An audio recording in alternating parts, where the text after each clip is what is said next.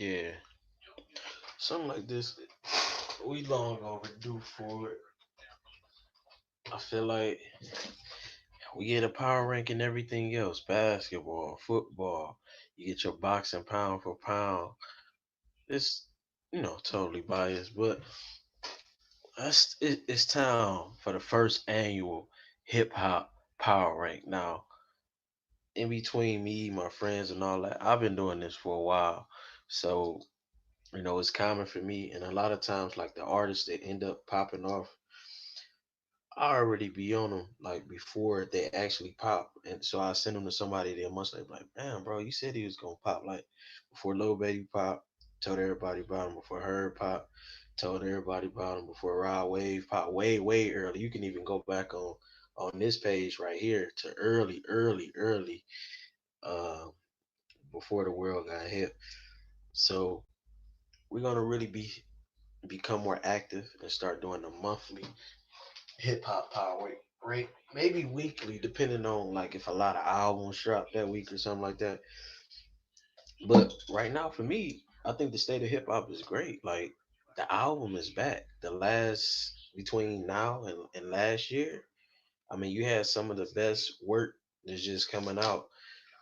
Starting with like Benny's project, Freddie Gibbs dropped a very good project. Ross dropped an all time project, and that Port of Miami too. Like the production, amazing. The engineering, amazing. It just was that luxurious, big fly talk with that hip hop. Like Ross just does a great job, and he's one of the few artists that you can see over time, constant. You can see the constant progression. But I was always just looking for that one whole project that embodied totally what Ross does, and this definitely was that project for me.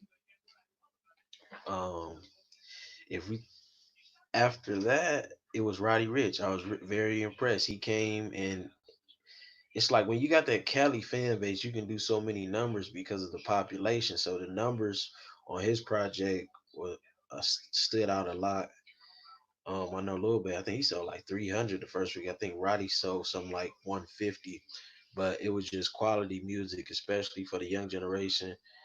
And then you moving on to this year, the whole week you get Herb, you get Uzi, you get A Boogie, just quality projects, and then you have Uzi getting ready to drop right back.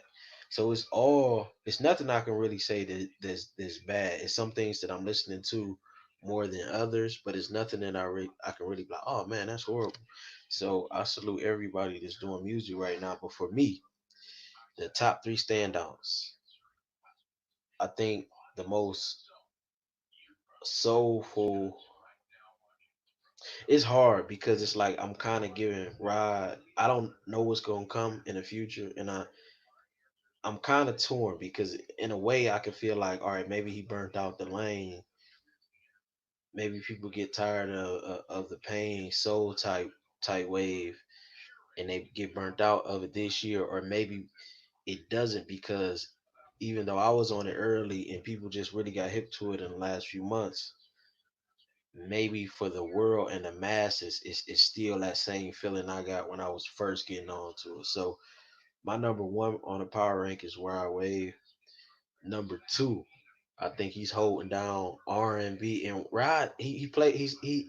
I think he has the potential to be the Drake of this generation. Like I had Kodak as the leader of this generation, but his legal issues and his ties constantly into street activity, he can't seem to break the past and move on and really lock in all the way on music. But when he was in that pocket, he was on the brink of being a leader of the new school, that Drake of this era, how Jay-Z was with his era.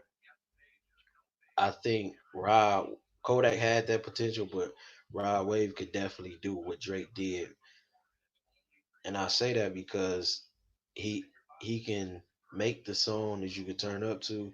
He can make the song in the R&B lane. It's not really a lane for him. We know that he makes that pain music, but Diane these Cuban links, Get a Bag, My Young, he has a complex range of where he can go in his music that you can play in different settings and around different age groups.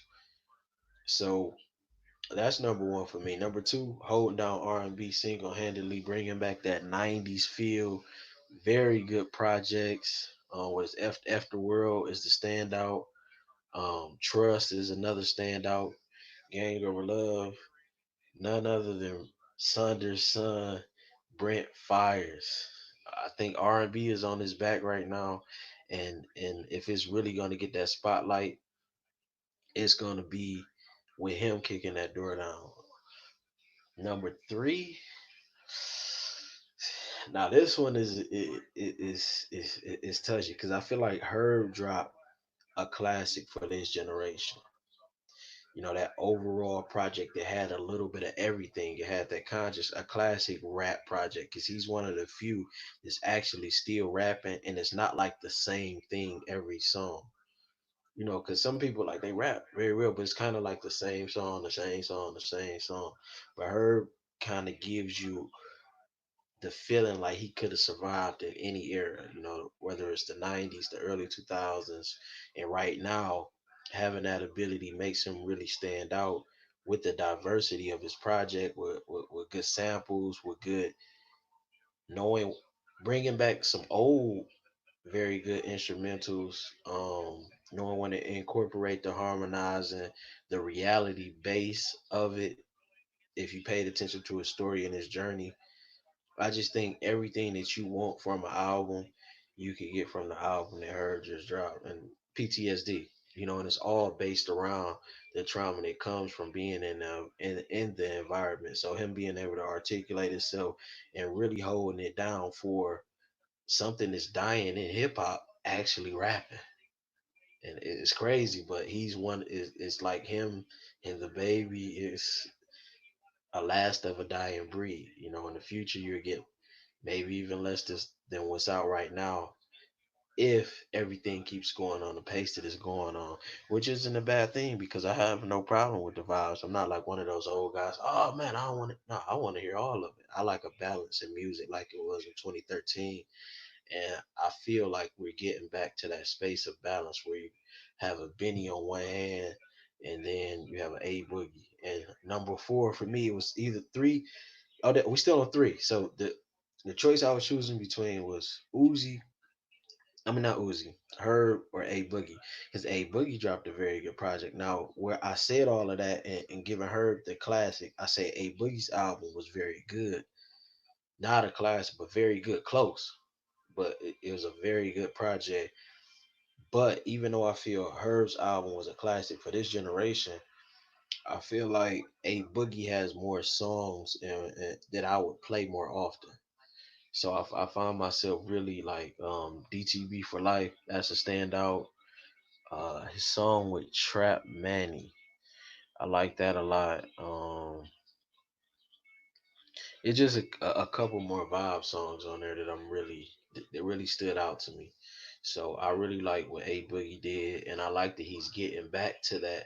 It's like he had went away from what got him on, the formula that got him on, that pain, that it's like he took his feet out the mud and went to Hollywood and started living that too much. And he was expressing that in one of his interviews, but you could hear it because I was damn like, because I thought he was gonna be the one that kind of picked up that baton from Drake, but it didn't end up being him because he went off for a while when he started dropping the stuff like Shining and stuff like it just got too off brand from what he had established. So I felt like with this project, he really got back to the root, and that's something that I like. Let me see. Can I see? Yeah, so my number three is A Boogie, and four would be Herb, and I just broke down both of those. Five. Mm, I wanna just to give it some balance. I think I wanna say Benny. I did put him on the clock on Just Visions podcast. Shout out to Just Visions. Go over there and check out his show. I'll be over there a lot too. But I put him on the clock, but his project last year was just undeniable. Time to Talk 3 different from her, but still in that same vein of you got everything that you wanted, and he's holding down that essence of the traditional '90s feel hip hop. What Brent Fires is bringing to '90s R&B, bringing it in this era. Benny does that same thing to give you that nostalgia feeling of the essence of where everything comes from. And they're consistent. They drop a lot of projects. They're not scared to freestyle. My only thing is, how do you transition to solidify it? And even when I went back, I said they was on like it could turn into food. It might have a little more life than I was saying, but I do want to see, and that's another thing with Rod Wave. I want to see more collaborations to solidify his spot because he could fall too from that one. And I feel like Benny and Rod are in the most space of falling. Rod has a little bit more weight because of his diversity, but both of them need to make that move. And I think it's with features, and for Benny, it's more so with production. If he can get on more so a Ross good feeling type production, I think that extends his career.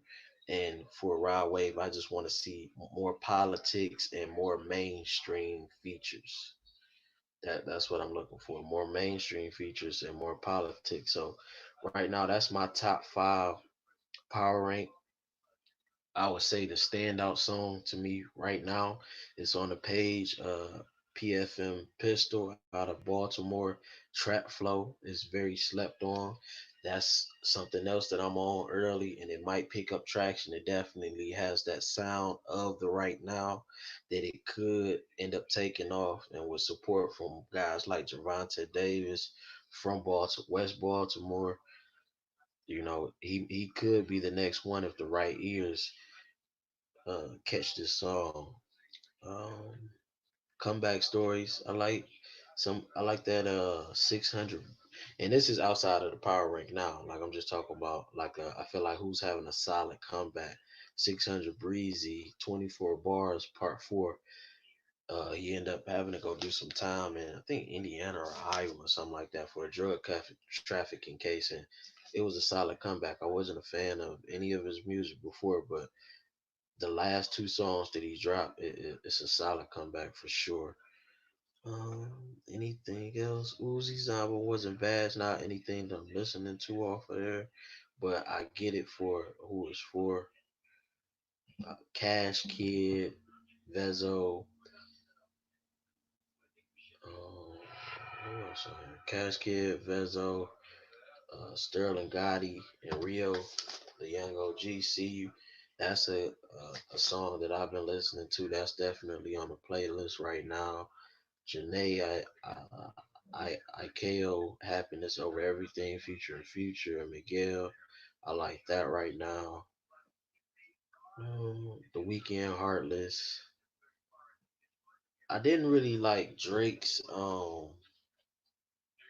the Chicago. I mean, I didn't like him on. It's not that it's bad. It just, I'm not gonna say that I didn't like it. I just, it wasn't one of my favorite, but I really did like the song before that. What's it called? Drake, when he was on his drill type right war. Like I was on that for a minute. I'm just trying to catch up because I it's some things that I've missed because I haven't been as consistent as I want to be on these topics. But Drake War, that's a very good song. And let me go back.